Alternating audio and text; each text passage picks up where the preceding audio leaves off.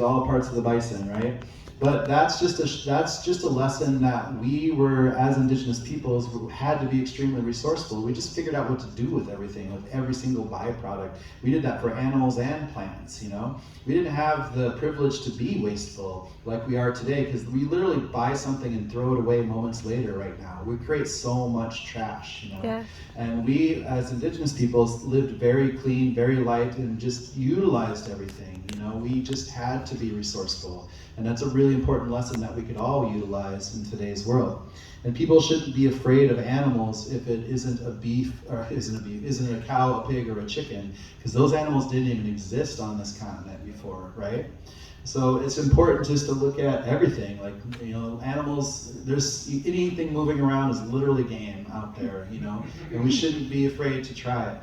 There's just so much wonderful food and flavor and everything, and even insects, you know, because at our restaurant in Minneapolis, the Wamni, we're probably selling about 15 pounds of crickets a week, which is a lot of crickets, because they don't weigh that much, you know, so that's a lot of crickets.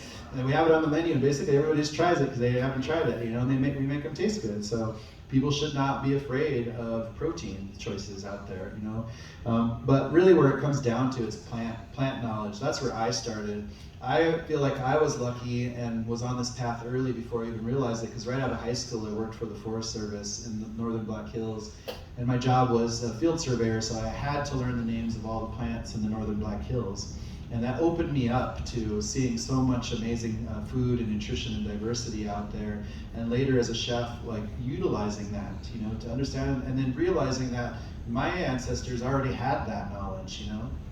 Because if you stop calling everything a weed and open up your eyes, you're going to see nothing but food and medicine everywhere around you.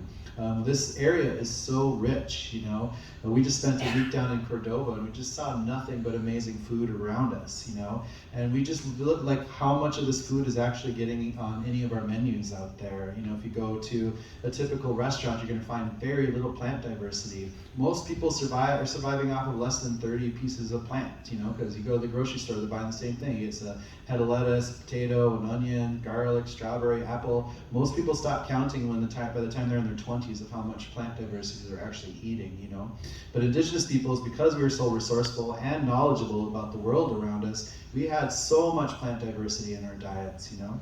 And you know, it's just important to understand like what we're using for carbohydrates, because we have certain building blocks that we need as humans to survive.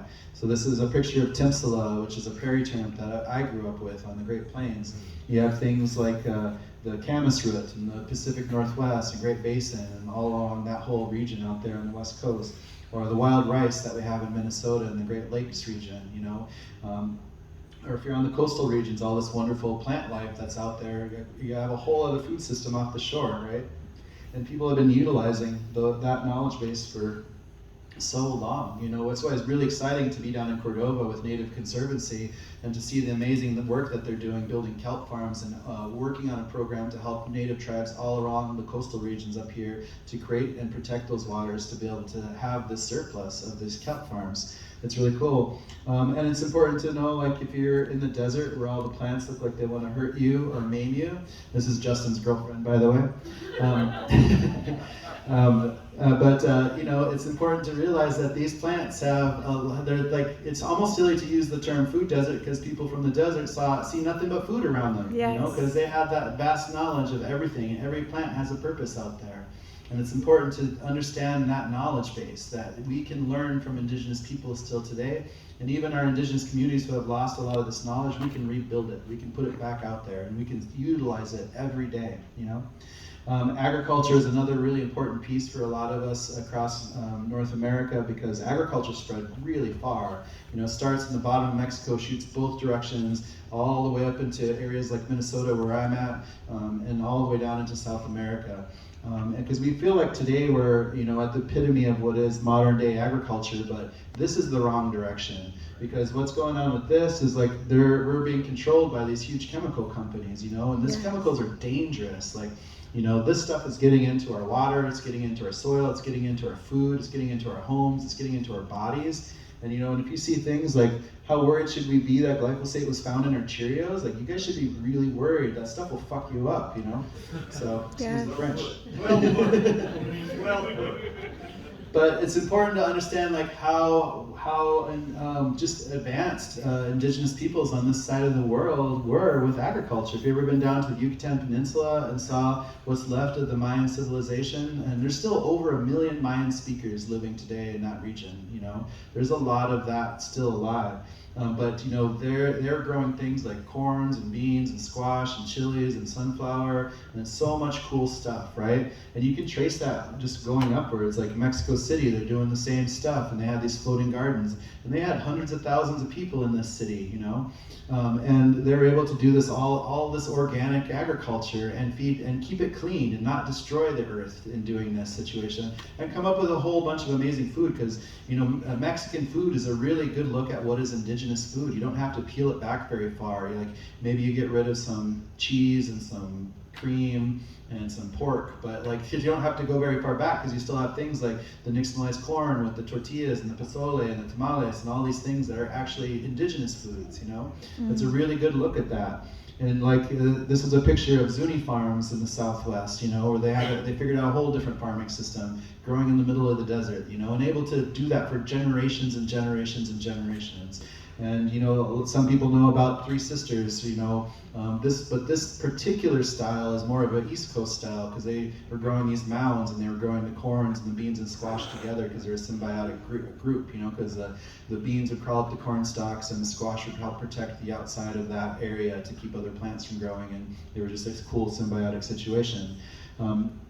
There's a really cool book out there called Buffalo Bird Woman's Garden. Buffalo Bird Woman was a Hidatsa woman living in what is modern day North Dakota, and you can see the Missouri River Valley in the background. But there's a book that was written at the turn of the century utilizing her memories growing up a Hidatsa farmer of everything that she knew how to do.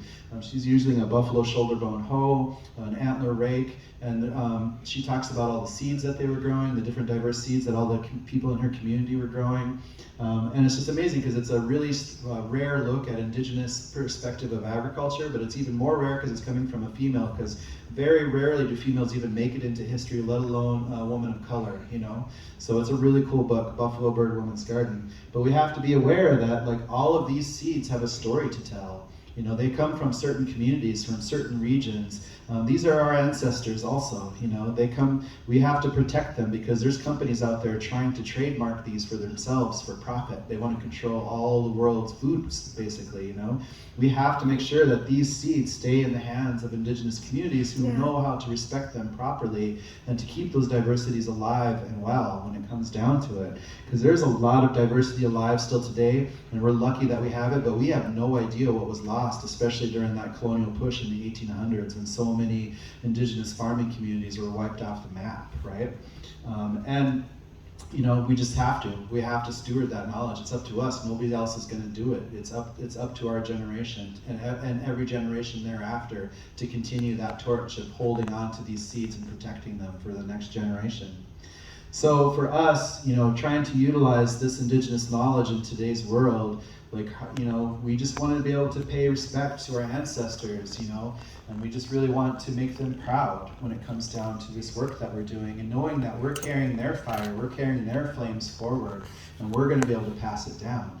We got messed with, for a couple of centuries, but we can turn this around. We can make this a better world, and we can lead this as indigenous peoples. So when we first started doing this work, we just started doing it. Just go outside, and because people would always tell me, it's like, oh, I got your cookbook, it's so great, but I don't know where to get the ingredients. Where can I get them? I was like, just go outside,